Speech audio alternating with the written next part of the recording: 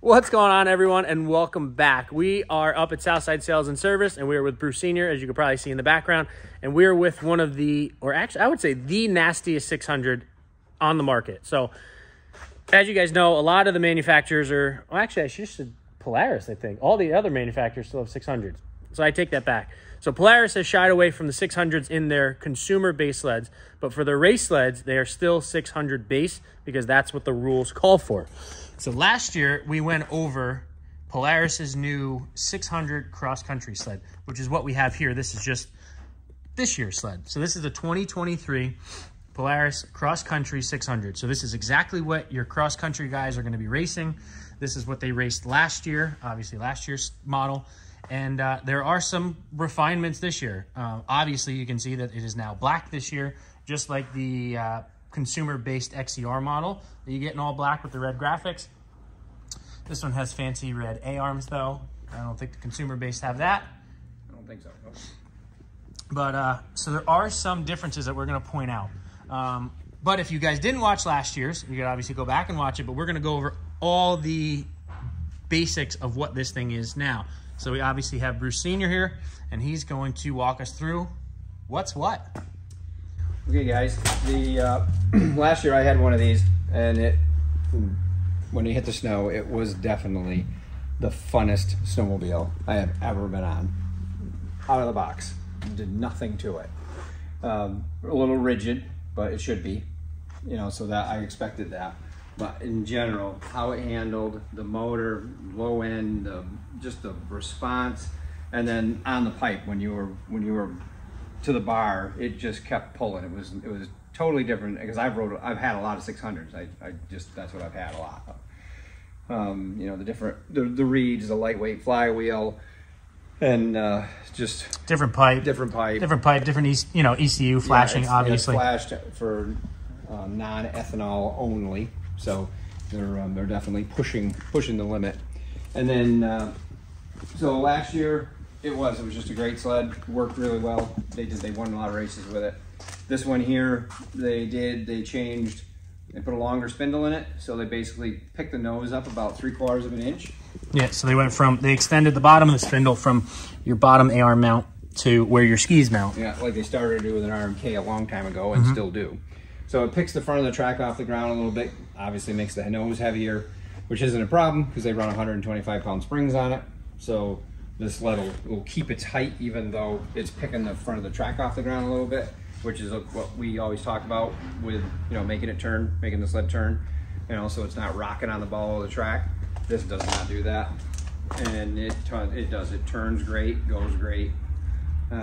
They change, besides the spindle, the front shocks, they did angle them back this year like they did on the race sled. We're hoping to get the race sled tomorrow. Race sled, yeah, snowcross race sled.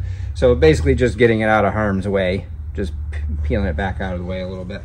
And they went back to a traditional bodied shock, not a velocity shock. Not a velocity, yeah. Which is what they have done with the snowcross sled also. Yeah, so your canister, as we call it, is now not halfway up your body, it's now all the way at the top.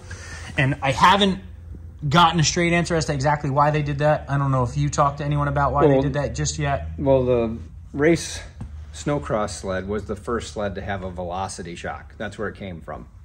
That was what, 18, 19, when we had the can halfway down, 17, 18, 19, and the can was in the back. Got it out of the way. It was a pain in the butt to adjust, but it was in the back. And it, since then, we went back up to the top with it. I think it was just a matter of the way the velocity is, and it has that soft area at the beginning, and then it goes past and gets stiffer.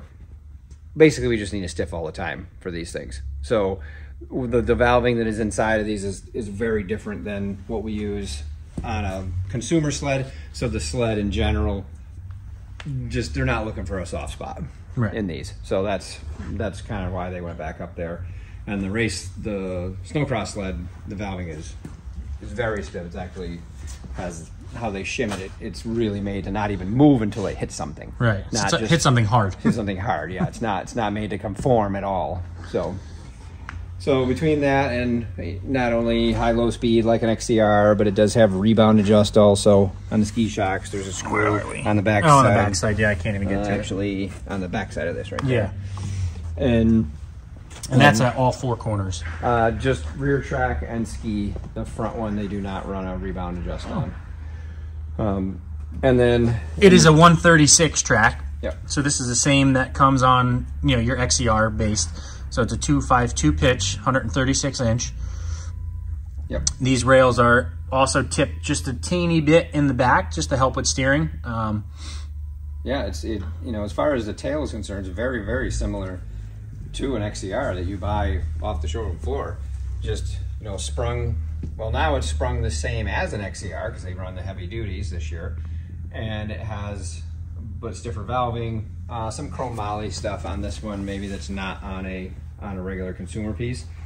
But other than that, I mean, that's how good the XCR is really out of the box. It is the same stuff. Mm-hmm. Not anything special. Yeah, and this year they came with CNA skis, as you guys know. Our buddies over at CNA. These are not what they come with. They come with XPTs. Bruce is putting XESs on this one to just see how they work. Mm-hmm. And he's excited to try this one. This is, again, this is 100% premium non-ethanol fuel. You cannot run ethanol on these. It's just not tuned for that. So that is one thing. So if you find a used one, which there are out there now, because last year, you know, teams are selling them. Mm-hmm. Individual guys that were racing last year are selling them. So if you guys do find one and you do end up picking one up, just remember that this thing needs 91 non-ethanol, which some places, like where I ride up on the hill, you can get it, no problem. But like around here, it's tough to find. Yeah, you got to go over the border. Yeah. Mm-hmm. So just keep that in mind. Solid rear idler wheels. I was just looking at that. Yeah. Yeah, 4 solid wheels. Yeah, 4 solid wheels. Same rear coupler block as your consumer-based XCR. Yep. So nothing's changed. Billet with the connector. Yep. So nothing's changed there. And you know, this doesn't have a P22 clutch. It's still P85. Mm-hmm. Team secondary. Yep. No electric start. Nope. The axis controls, it's still, you know, they didn't upgrade to the matrix controls just yet. I'm sure at some point in time they will. Yeah.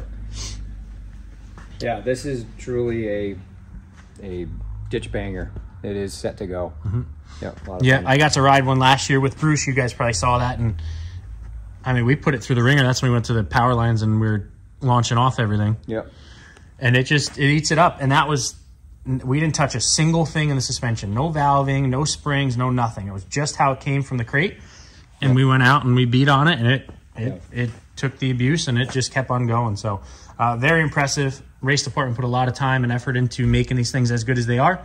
And they just did some little refinement here for 2023. So excited to see what they do in the race circuit, and excited to get my hands on one and try it actually out in the wild. Yeah, me too. So, but guys, that is it really. Again, just a couple little things here and there, similar to the 22, but that is a nasty little 600, and it's fast, and it pulls good, and it's spunky, and the brakes on it, we didn't touch on the brakes.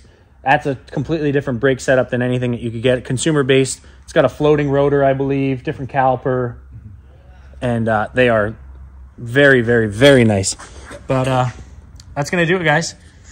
You know the deal. Make sure to like, make sure to subscribe. Go to 322threads.com, get all your merch, and we'll see you guys in the next one.